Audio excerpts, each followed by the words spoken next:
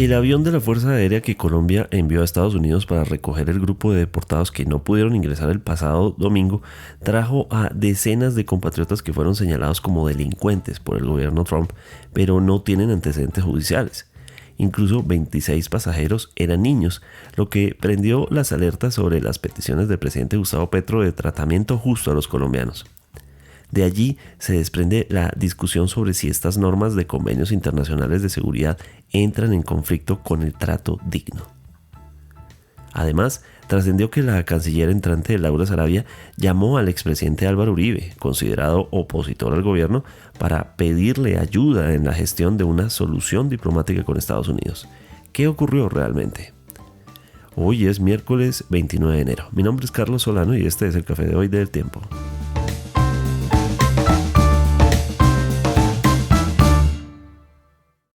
El Tiempo es un medio aliado de The Trust Project.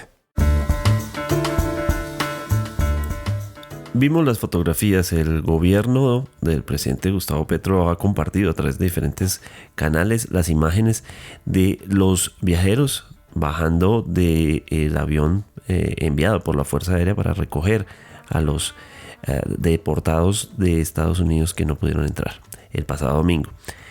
Y las condiciones son dignas, como las esperaba el presidente Gustavo Petro. Pero este es un vuelo de muchos vuelos. Ya habían sido 472 desde el año 2020, desde el último convenio que se firmó con Estados Unidos para el tema de deportación. Y son más de 2 y a veces hasta 3 vuelos a la semana. Y se cree que se van a incrementar con las políticas de Donald Trump. Pero son estos vuelos que responden a las condiciones y a los convenios internacionales en cuanto al respeto a los viajeros, en cuanto al trato digno y qué significa, porque viajan con guardias de Homeland Security y eso significa cumplir unas normas que se incrementaron desde la época del 9/11.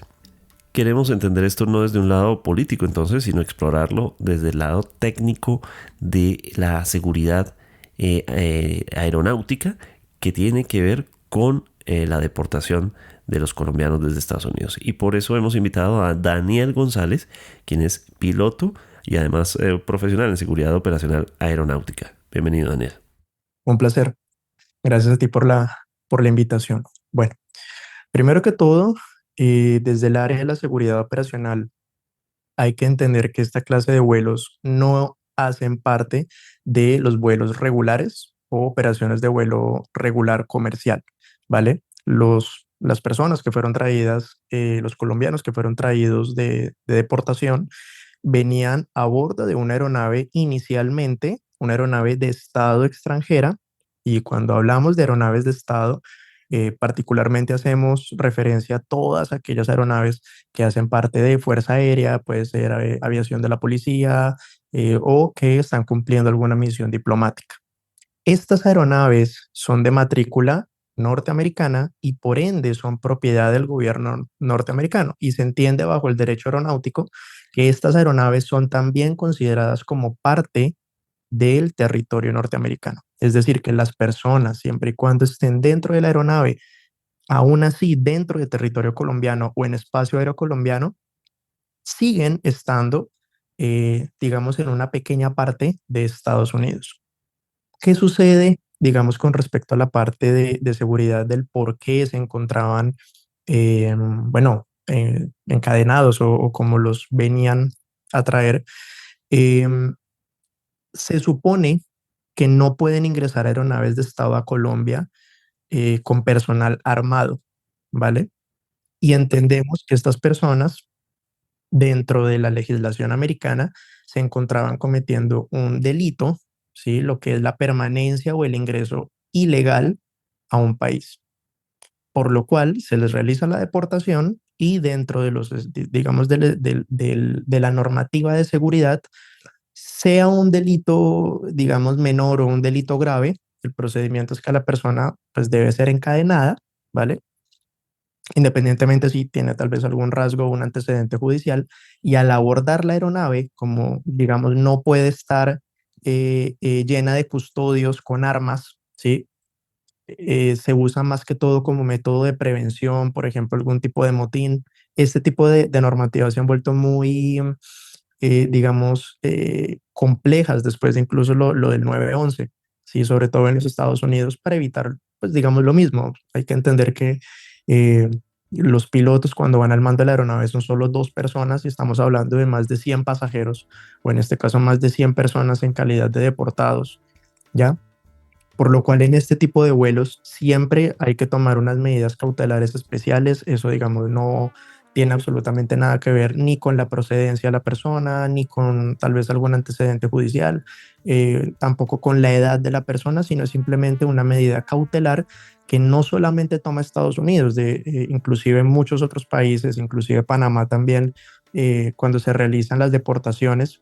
Y es una medida que se debe usar por la seguridad del vuelo. Recordar que en el evento de, por ejemplo, un motín, sí, en un avión estamos hablando de que son muchas personas, ¿no? Tal vez muchas de ellas inconformes con la situación, se puede generar un estado de pánico grupal que puede derivar en un accidente, ¿no? ¿Esto responde a convenios internacionales, a convenios entre países o exclusivamente se trata del Homeland Security de Estados Unidos? No, esto, digamos, funciona a nivel global con los Estados Unidos. Ellos tienen una política migratoria muy abierta, pero al mismo tiempo, cuando las personas no se ajustan digamos, las alternativas que les dé el país para poder legalizar su situación migratoria, deben ser deportadas y por lo menos en el caso puntualmente de Colombia, estas personas, como te venía diciendo, al ingresar al país, pues deben someterse a este tipo de trato. Ya no es como tal un tema de exclusividad por ser colombianos o por algún tema específico de tratado, se maneja de esta manera y como te venía diciendo también funciona así en otros países. Es más que todo por entender por el tema de que mientras estén dentro de una aeronave americana, así estén en territorio colombiano, siguen de alguna forma en territorio americano. De acuerdo, lo pregunto porque tengo un recuerdo de hace más o menos Sí, unos 20 años, un vuelo en el que yo viajaba de sí, Madrid a Bogotá y en el vuelo iban más, yo creo que más de la mitad del vuelo era de deportados. Personas que era en un vuelo comercial de una aerolínea comercial muy reconocida española y pues viajaban como cualquier otro viajero, nadie los estaba vigilando, simplemente iban en el avión, eh, consumieron gran parte del bar y de la alimentación del vuelo, viajaban como cualquier otro viajero, pero bajo unas condiciones en las que claramente llevaban varios días de detención en un lugar que era más un hotel que otra cosa, pero las condiciones al final de cuentas eran muy claro. humanas, muy dignas, que es lo que el presidente ha insistido que este no es el caso. Hemos visto imágenes de Panamá, por ejemplo, de cómo en estos vuelos que se están haciendo, pues llegan esposados con una seguridad que quienes los están vigilando están con chalecos antibalas. En fin, toda una disposición de seguridad impresionante, teniendo en cuenta que aquí hay niños también. Claro, Es sí. decir, no hay algo como desmedido ahí. Bueno, debería revisarse en ese caso, ya sea la legislación de cada país, ¿no? Yo sí recuerdo muy bien que hay algunos casos en los que se tiende a usar aerolíneas comerciales y que se les devuelve a las personas digamos, por medio de una aerolínea comercial. Pero como te digo, de eso ya dependería, de eso, digamos, ya dependería primero la aerolínea también desde la cual están regresando, ¿no? Si es una aerolínea proveniente del país, es proveniente del país por el cual se realizó la deportación. Pero, como te digo, eso es un tema ya un poco más delicado. Habría que revisar tal vez derecho internacional o derecho migratorio de cada estado. En algún punto también la discusión ha girado en torno a el presidente Petro proponiendo que se use el avión presidencial, luego se envió un avión militar pero con sillas, normal como si fuera un avión comercial. Me refiero al tema de comodidad interna. En las fotos vemos que hay una presencia de guardias, pero más que eso hay gente hablándoles a los viajeros, es decir, como si fueran cualquier viajero. ¿Esto puede representar algún tema de seguridad en algún punto para Colombia? Bueno, en este caso, al Colombia estar enviando el avión, Colombia automáticamente está haciéndose responsable de esos migrantes dentro de territorio americano, ¿vale? Como te venía diciendo, digamos, teniendo en cuenta el concepto del estado al cual pertenece la aeronave, eh, Colombia al enviar, digamos, un avión, sea el avión presidencial, sea un avión militar, es un avión de estado. Ya en ese momento, apenas los pasajeros ingresen, incluso dentro de territorio americano, pero ingresen a la aeronave colombiana, ya están a partir de ese momento bajo responsabilidad del Estado colombiano. Estados Unidos lo que ha dicho en estos días es, bueno, si el gobierno de Colombia quiere enviar los aviones, pues adelante, nosotros pues bienvenidos, vamos a ahorrarnos gran parte de un tema, digamos, de impuestos a los ciudadanos estadounidenses. Pero rompería eso protocolos de seguridad, es decir, en algún punto Estados Unidos sí podría aceptar que eventualmente, ya dijo Colombia que no lo va a hacer, ¿no? Que no va a enviar vuelos para una función que al final de cuentas la ha venido haciendo en el acuerdo Estados Unidos, pero en caso de que lo hiciera, ¿eso no rompe ciertos esquemas de seguridad? Bueno, con respecto a eso, eh, debería analizarse muy bien qué contiene el tratado o qué conviene o qué contiene el convenio que tenga Estados Unidos con Colombia. No estoy muy informado con respecto, digamos, puntualmente si Colombia enviando algún avión se violaría algún tema de seguridad operacional. Por lo menos de seguridad operacional estoy seguro que no, pero con respecto a la seguridad también de los ocupantes de la aeronave, en este caso las personas deportadas, eh, Colombia estaría asumiendo, digamos, la responsabilidad total, ¿ya? En este caso, Estados Unidos se desentiende desde el momento en que las personas aborden el avión de Colombia. Digamos, en el caso como pasó con los aviones que primero Estados Unidos envió, ¿sí? Estados Unidos primero envía los aviones digamos, de su propio gobierno, y estos aviones ya contaban con autorización del gobierno colombiano. De hecho, todos los vuelos previamente requieren, antes incluso de despegar, se requiere una autorización para la llegada del mismo. ¿Sí? Digamos, esta autorización se revocó durante el vuelo.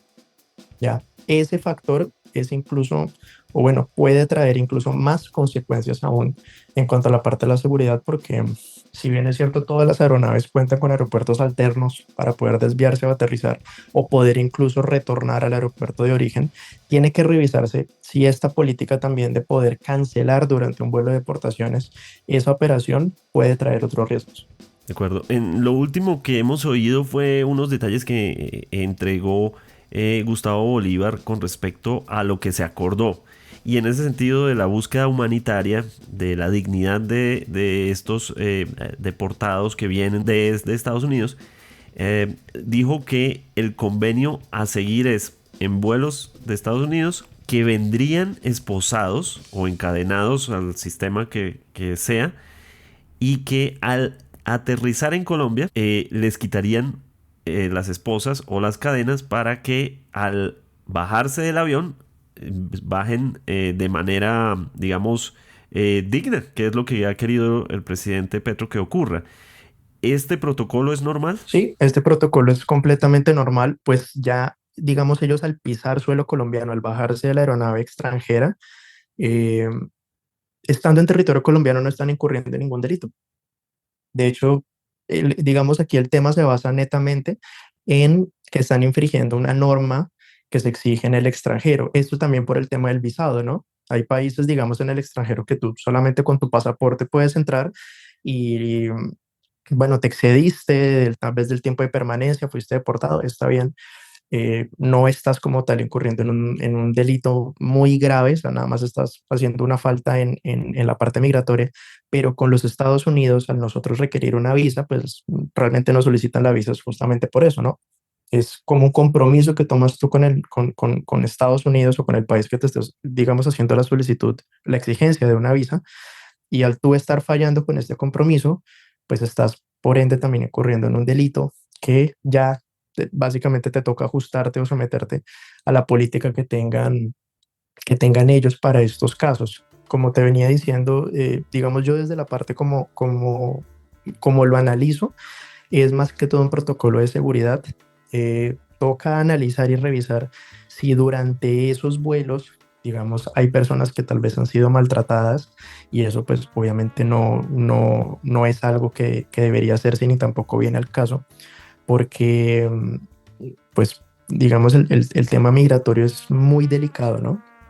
Pero siempre y cuando no se afecte a la vulnerabilidad de la persona, no se afecte, digamos, a su parte física, ¿no? Y también psicológica, sino netamente se le haga entender a la persona que es por motivos de seguridad, puesto que incurrió en un delito o en una falta o en algún tipo de tema legal y que apenas llegue a Colombia se le va a quitar, ya sea las esposas, las cadenas, lo que se les ponga, pues de parte digamos, mirándolo desde ese lado, no habría un problema en la parte de seguridad. La siguiente pregunta la hago porque este punto va a ser muy sensible a nivel global, y es el tema de los 26 niños. Seguramente esto despierta muchas animadversiones y apoyos al presidente Petro en la insistencia de la dignidad de estos viajeros. ¿Cómo viajan en ese protocolo niños? Bueno, en ese caso, primero pues debe hacerse la revisión. Obviamente imagino que estos niños venían acompañados de un adulto responsable en el momento de la deportación. Ellos, para ellos no debería aplicar algún tipo de sanción de este tipo o algún tipo de trato, porque se entiende por su edad que están, digamos, en una condición de vulnerabilidad mayor. Sin embargo, como te venía diciendo, ya depende mucho la ley que tengan en estos países. Desconozco, pues Estados Unidos es un estado federal. Desconozco totalmente si a la hora de hacer la deportación se aplica, digamos, una ley general o se aplica una ley según el estado del cual fue deportado. ¿Me hago entender? No lo sé, eso, digamos, debería analizarse, debería estudiarse, eh, pero sí es un tema muy delicado con la parte de los niños. Yo en lo personal no estoy de acuerdo, y no los considero, digamos, un peligro para la seguridad de una aeronave, más aún teniendo en cuenta que eran menos del 30% de la ocupación de la aeronave. Y bueno, esta pregunta tal vez se sale del resorte de lo que usted maneja, pero me llama la atención los costos. Es decir, enviar un avión o que Estados Unidos Sí. envíe un avión militar de estas características con equipo, con la gente del Homeland Security. ¿Cuánto podría llegar a costar? Es decir, ¿hay alguna manera de tasar eso? Gasolina, seguridad, toda la gente que viaja ahí. Digamos, lo principal es analizar el costo del combustible actual en Colombia. Para este tipo de combustibles, que tengo entendido que es Jet A1, es el nombre que se le usa, no tengo conocimiento del galón actual, del precio actual, pues realmente es muy variable. Para este año tengo entendido que aumentó, pero sí sé que es muy costoso enviar un avión o enviar una serie de aviones, porque pues digamos hay que tener en cuenta, por ejemplo, bueno, por lo menos aquí en Colombia, los costos del despacho, o sea, para la salida de aeronaves, el costo del combustible, el costo a la hora de la llegada. Bueno, al ser una aeronave de Estado, posiblemente no tenga tantos costos como sería un avión comercial, ¿no? Un avión de aerolínea. Eh, pero para el Estado colombiano siento y considero que representa un gasto muy grande, sobre todo en la parte aeronáutica, porque pues digamos yo que he podido conocer un poco del sector, incluso de cómo funciona un poco la parte de aviación de Estado. Sé que hubo, digamos, ciertos recortes al presupuesto para la parte de movilización de aviones militares, ¿ya? Por lo cual eso también significa una reducción en la operación, una reducción también en el personal que se está manejando, y considero que para la gran cantidad de personas migrantes en Estados Unidos que están en riesgo de deportación, los aviones que tiene Colombia, la Fuerza Aérea Colombiana, no darían abasto. O sea, debería hacerse prácticamente una operación eh, eh, muy movida en el evento en el que las deportaciones empiecen, digamos, con el paso del tiempo a darse. Entonces, en temas de costos, la verdad sí es muy costoso. Obviamente al gobierno colombiano le sale mucho más económico que Estados Unidos mande los aviones con las personas, pero pues digamos allá también uno empieza a analizar, bueno, en qué condiciones pueden traer a esas personas o digamos bajo qué estatutos legales. Volviendo a los orígenes de toda la discusión, uno de los problemas que se presentó es que el pasado domingo, entonces Marco Rubio dijo, es que el presidente Petro había autorizado los vuelos quiero preguntarle qué significa una autorización en este sentido. ¿Es una carta? ¿Es un proceso mucho más largo? ¿Qué significa exactamente autorizar la entrada de estos vuelos? Bueno, como te había dicho anteriormente, para que un avión pueda ingresar a Colombia, ¿sí? Un avión de Estado de parte de, o sea, un avión de otro gobierno, debe contar, primero deben hacer una solicitud, ya sea por medio de asuntos exteriores, por medio de la Cancillería. Dice la normativa, no es la normativa aeronáutica, sino eso es algo que me habían enseñado hace un tiempo. Tengo entendido que está en la Constitución, o no recuerdo muy bien, pero por lo menos 5 días hábiles antes del ingreso de la aeronave. Ahora, puede que con el caso de los deportados, hacer casos, digamos, muy particulares, hacer casos muy express, pues digamos, tiempo de 5 días sea mucho menor y sea simplemente que le envíen una notificación y le digan, bueno, mire, va a ingresar una aeronave, se solicita la autorización para que ingrese una aeronave de Estado con estas personas. Es algo muy rutinario, ha pasado en muchos gobiernos anteriores. Biden inclusive también mandó muchos deportados. Eh, y en este caso el presidente lo único que tiene que hacer es autorizarla o denegarla. Si el avión despegó de Estados Unidos es porque la autorización fue hecha. O sea, el gobierno sí autorizó la llegada de los migrantes. Por eso te venía diciendo que yo considero más inseguro es a la mitad del vuelo quitarles la autorización por todos los problemas que pueden desprenderse a partir de ahí. Comenzando por el hecho que tienen que hacerlos retornar de nuevo a Estados Unidos en las mismas condiciones y que permanezcan allá en las mismas condiciones hasta que llegue una aeronave colombiana para sacarlos de ese país.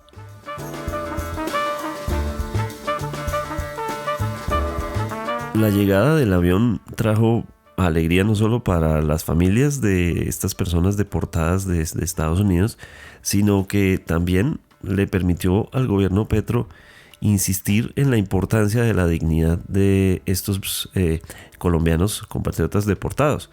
Pero es solo uno de varios vuelos, como lo hemos dicho. Sin embargo, en todo esto también trascendió este martes una versión, luego parcialmente confirmada, lo publicó el New York Times en su momento, que Laura Sarabia, todavía no como canciller, sino como próxima a ser canciller, contactó al expresidente Álvaro Uribe para que le ayudara de alguna forma a hacer las gestiones en torno a poder tener un contacto con la Secretaría de Estado de Estados Unidos y encontrar soluciones diplomáticas. Juan Pablo Penagos, redactor de Política del Tiempo, ha estado pendiente de esta información. Gracias, Juan Pablo. Lo primero es reconstruyamos esta conversación entre Laura Sarabia y el expresidente Uribe. ¿Por qué se convirtió en un enlace probablemente clave para que se solucionara el impasse entre ambos países? Bueno, la figura del expresidente Uribe aparece en medio de este episodio con Estados Unidos, principalmente por un artículo que salió publicado este 28 de enero en The New York Times, en el que se señala que Uribe se contactó telefónicamente con Laura Sarabia, la próxima canciller designada, para ofrecer ayuda y solventar la crisis que en ese momento, hablamos de horas de la tarde del domingo pasado, en las que pues había mucha tensión entre Bogotá y Washington. Uribe extendió la mano para ver cómo podía ayudar para solventar la crisis, y Sarabia le habría pedido a que se pusiera en contacto con el secretario de Estado Marco Rubio. Recordemos que Uribe tiene una muy buena relación desde hace varios años con el ex senador, cubano-americano. Entonces Sarabia le habría pedido a Uribe que hiciera uso de esos buenos contactos para intentar desescalar la situación y tender puentes, básicamente. Sin embargo, el propio expresidente salió rápidamente en su cuenta de X a pronunciarse, a aclarar esta situación, y si bien confirmó que se comunicó con Sarabia, aseguró que no fue por petición de él, sino petición de ella.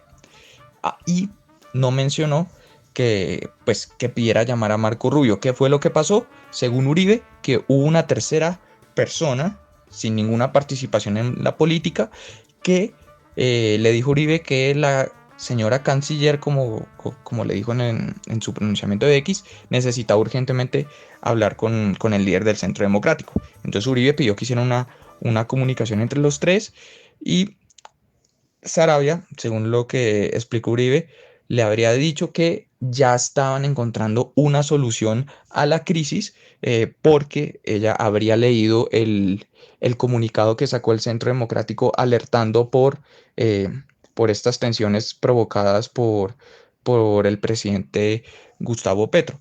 Entonces, según Uribe, él le dijo, y abro comillas, ojalá el tema requiere una solución urgente, eh, ojalá se solucione pronto. Y según Uribe, ahí terminó la comunicación. ¿Qué rol cumplió el comunicado que emitió el Centro Democrático previamente en propiciar esta comunicación?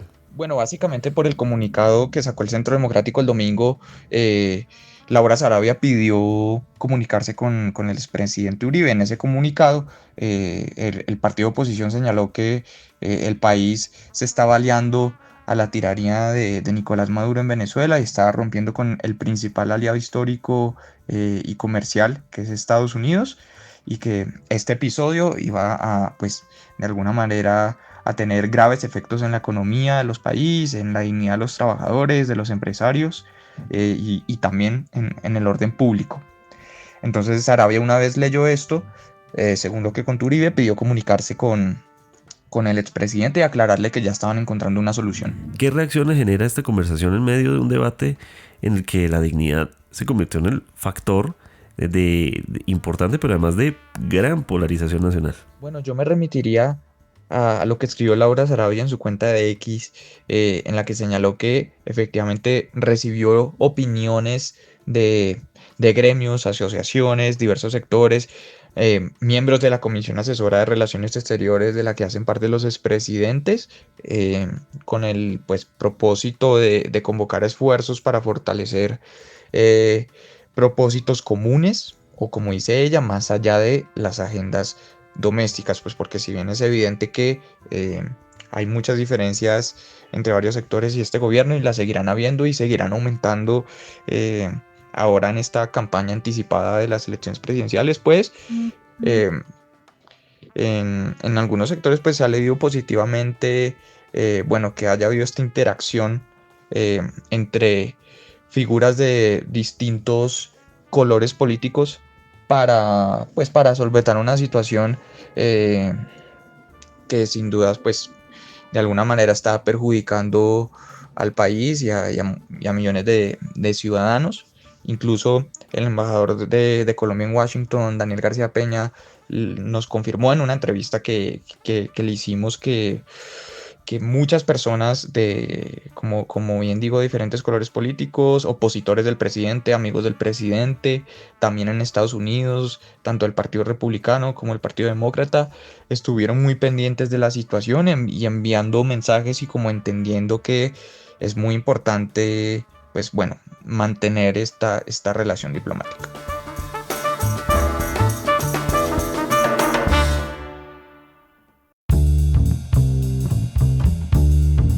Gracias por acompañarnos en el café de hoy. Suscríbase en todas las plataformas de podcast y en el canal de YouTube de El Tiempo.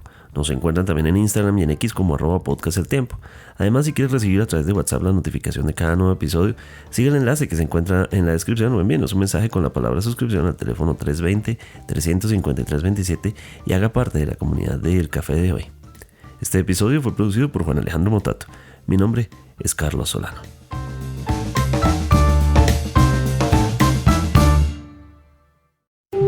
Podcast El Tiempo.